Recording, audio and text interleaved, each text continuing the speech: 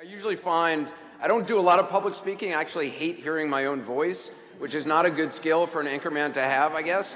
But I like having conversations with people. I'm always more interested in what you all would be interested in talking about than things that I will be droning on about. I always find it weird to hear myself introduced as a TV anchor. I never really set out to be a television anchor, and I'm always suspicious of a kid, like a student, who tells me they want to be a television anchor. It's like a kid who tells me they want to be a politician. A real person before you become a fake one. But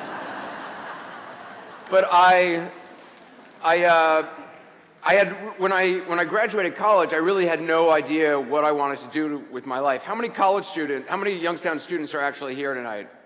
All right, fair.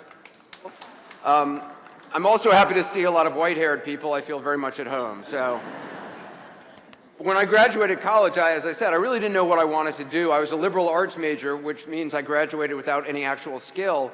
And the liberal arts majors in the room know what I'm talking about. So do the engineers in the room. They have skills.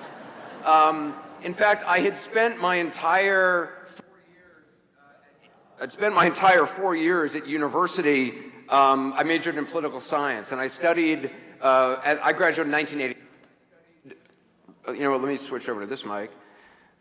I studied the Soviet Union and the history of communism. So in 1989, my senior year, after studying for 4 years, when the Berlin Wall fell, I was completely screwed. And I mean, I was happy for them, sort of, but it was a little tough after spending 4 years of college and a lot of money on a degree that was completely worthless.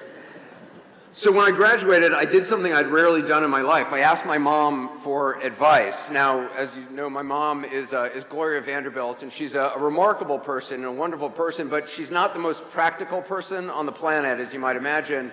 So as a kid, she wasn't the parent I would go to for advice. In fact, the only time I can remember asking her for advice when I was a kid was when I was going for my first job interview. One summer when I was in high school, I was applying for a job as a waiter. Which I got, but I went for this interview, and I hadn't done a job interview before. So I said to my mom, what should I do for this interview? And she thought about it for like half a day, and then she came back to me and said, wear vertical stripes because they're slimming. So that was sort of the advice I would get from my mom. So it was a sign of inspiration my senior year when I did go to her for advice about what I should do when I graduated. And she thought about it for a time, and then she said to me, follow your bliss. Now, I was looking for something more specific, like plastics or something with a sense of direction. And it turns out follow your bliss isn't actually original advice.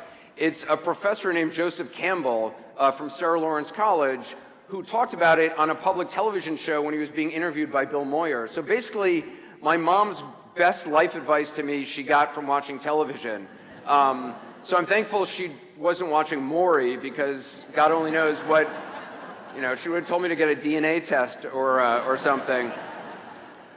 The problem with following your bliss is, while it sounds good, it's hard to figure out what your bliss is. And at the time, I really wasn't sure.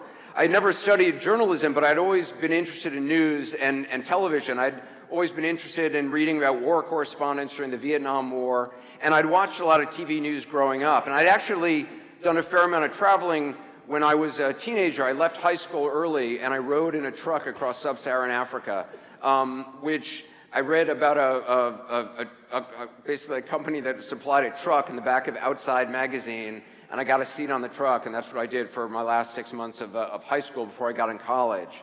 And Africa really opened my eyes and sort of quickened my pulse. It was the first time I'd had to talk my way through a roadblock. It was the first time I'd had a gun pointed at me in anger, which is kind of stupid because I guess no one really points a gun at you or in friendship. But I decided I would try to break into the news business when I graduated college. The trouble is it's a really difficult business to break into. And I tried to get an entry-level job at ABC and CBS, and I couldn't get any jobs. There were hiring freezes because of a recession at the time. So I decided that if no one was going to give me a chance, I'd have to sort of take a chance. If no one was going to give me an opportunity, I'd have to try to create my own opportunity. So I thought if I went someplace where there weren't a lot of reporters, I might have a bigger advantage of being able to actually become a reporter. So I decided I would just start going to really dangerous parts of the world where a lot of people didn't want to go. which my mom was thrilled about when I announced this plan to her, as you might imagine. So I had a friend make a fake press pass for me, and I borrowed a camera because I'm cheap, and I started going to wars because I thought, all right, I'll just start going to wars. So I flew to Southeast Asia, I snuck into Burma, and I hooked up with some students fighting the Burmese government, and I shot a story about them. And then from there I moved to Somalia in 1992, at the height of a famine in Somalia, before the US got involved in Operation Restore Hope. And it was in Somalia that I realized I had sort of found my bliss. I realized I'd found the thing that I wanted to do for the rest of my life. I was in a small village. The first place I went to Somalia was a small village called Baidoa, where about 100 people were dying every day. There were about 1,000 people dying a day in Somalia at the time of famine and fighting from a civil war.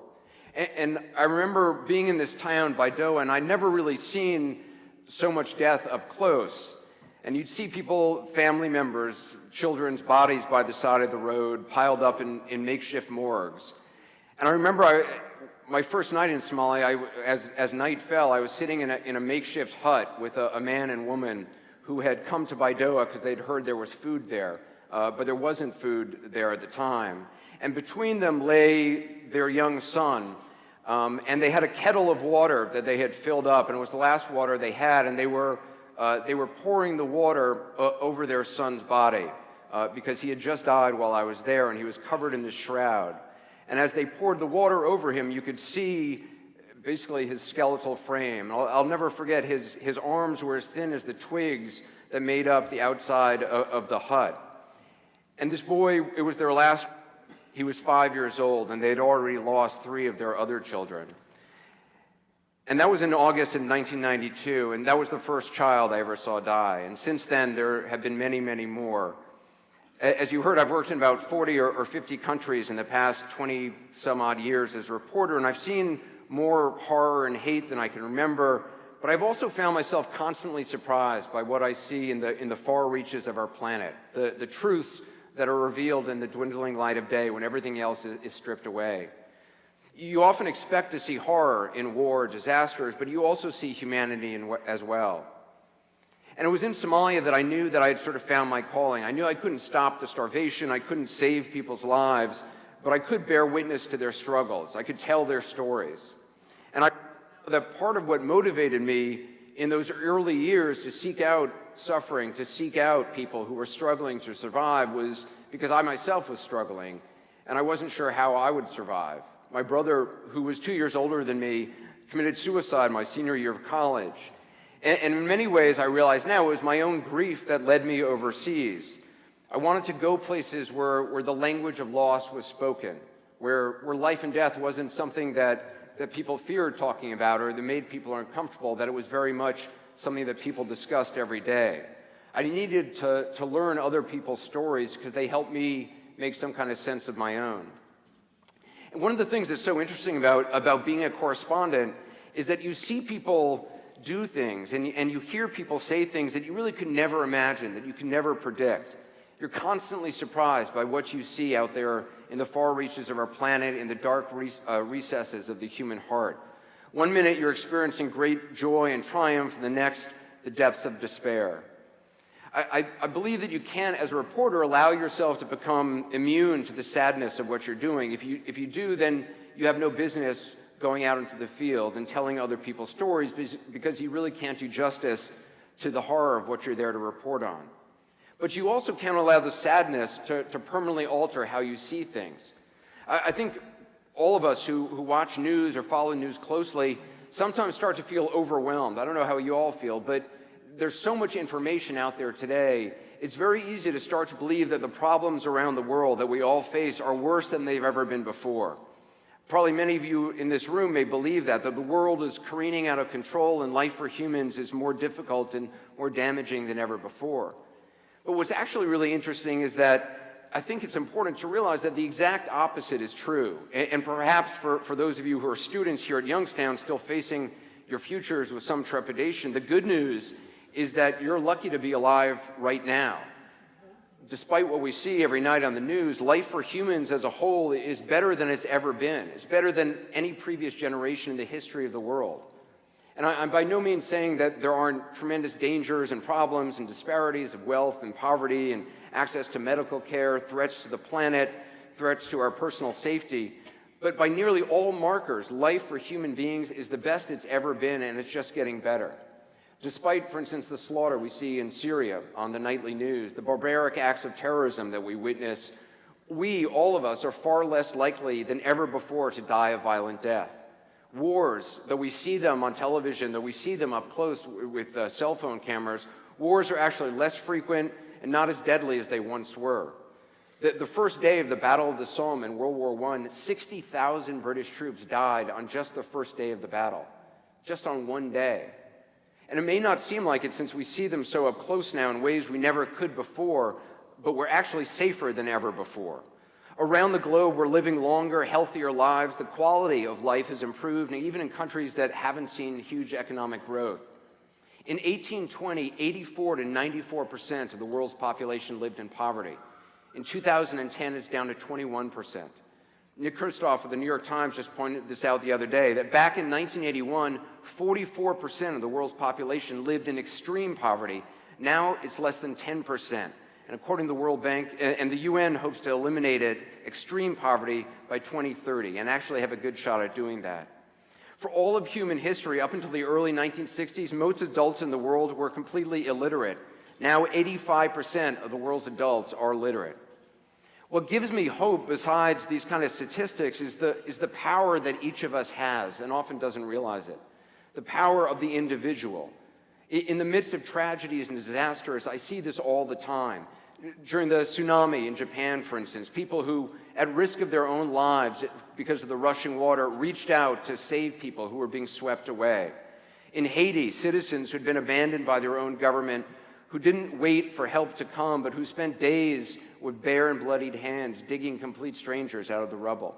We saw it in Hurricane Katrina as well. Individuals make a difference. Each of us in this room make a difference. And it's the difference between success and failure, the difference between hope and heartache, the difference between life and death. Individuals standing up, not waiting to be told what to do, but taking responsibility ourselves.